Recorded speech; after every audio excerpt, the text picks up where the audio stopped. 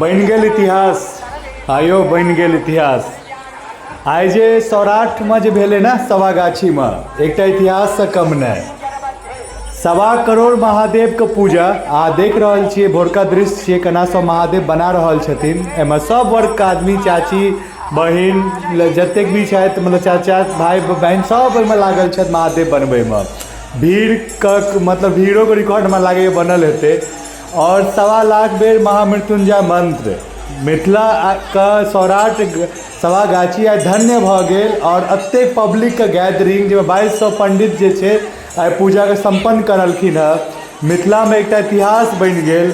और हमरा जहाँ तक पता है हिंदुस्तान या वर्ल्ड लेवल के इतिहास है 1.25 करोड़ महादेव के पूजा एक संगे। आ देख रहल छियै पूजा चल रहल छै, पुजारी सब पूजा कऽ रहल छथिन। मिथिला आइ ना एकटा मतलब की कही दिल जीत लेलक हमर।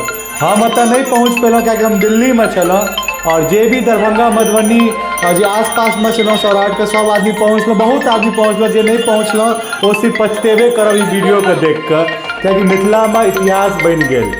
और ये वीडियो अहाँ सब देख रहा छे हमरा 2-3 आदमी के तरफ से बहुत ही मतलब संतोष जी, सोनम जी और चंदन जी के तरफ से भेटल। हम कम से कम आभार कह रहल छी। और बहुत बेहतरीन एकटा मतलब एकटा चीज अहाँ देखलिए मिथिला में जे भी चीज होइ छै ना पूरा व्यापक तरीका से होइ छै। एते भीड़ के गैदरिंग भेलै, कोनो 19-20 नहीं। अपन जे मकसद छलै ओ पूरा नीक तरीका से बनल गेलै। एहि पर आप वीडियो एक देखने हेबै कनिक 2 दिन पहले आनंद जी और संजीव भाई का जे इंटरव्यू छलै, बातचीत छलै, वो सब 2 दिन पहले बने छलै एकटा इतिहास बनते। और इतिहास बन गेलै। अहाँ आँखि से देखियो कतेक सुंदर दृश्य छै मिथिला के। एहिमे जतेक आदमी सब छै ठीक छै। और अपन समाज के मतलब हमेशा ना किछु कीर्तिमान करैत एलै है। हम भरि दिन ई मतलब पूरा फोकस लगेने छलहुँ, बहुत सारा लाइव वगैरह हमहूँ देखै छलहुँ। आ जे सब वीडियो नहीं देखने छी या नहीं पहुँच पेलहुँ तऽ अहाँ सब एक बेर शेयर कऽ दियौ। मिथिला के जे चीज जे भेलै है ना ओकरा पूरा विश्व में फैलबाक चाही। और अहाँ सब फैलेबै तहन हरेक वर्ष किछु ने किछु एहन अनोखा मिथिला में होइत रहतै जाहिसँ मिथिला विश्व पटल पर हमेशा जे छै सबके नजर में आबैत रहतै।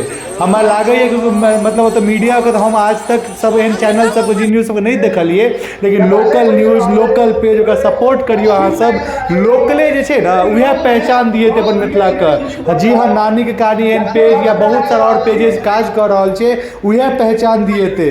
हमरा तऽ अहाँ सब चिन्ह गेल हैब, हमर नाम कुंदन झा छी जे वीडियो वॉइस देलहुँ। और हम एकेटा चीज कहब, लहर ने ललकार हेतै मिथिला के जय जयकार हेतै। नानी कहानी पेज के पर यदि अहाँ देख रहल छी फेसबुक पेज पे तो पेज को फॉलो कर दियो। यूट्यूब पर देख रहल छियै तऽ चैनल के सब्सक्राइब कर दियो। और एहन एहन वीडियो अपन संस्कृति से जुड़ल वीडियो के लेल हम पूरा फैमिली संगे बैस के देखैत रहू नानी के कहानी पेज, जे हम सब किछु ने किछु मेहनत करैत रही, लेकिन आइ दिल खुश भऽ गेल। सही कहि रहल छी, दिल खुश भऽ गेल। जय मिथिला, जय मैथिली।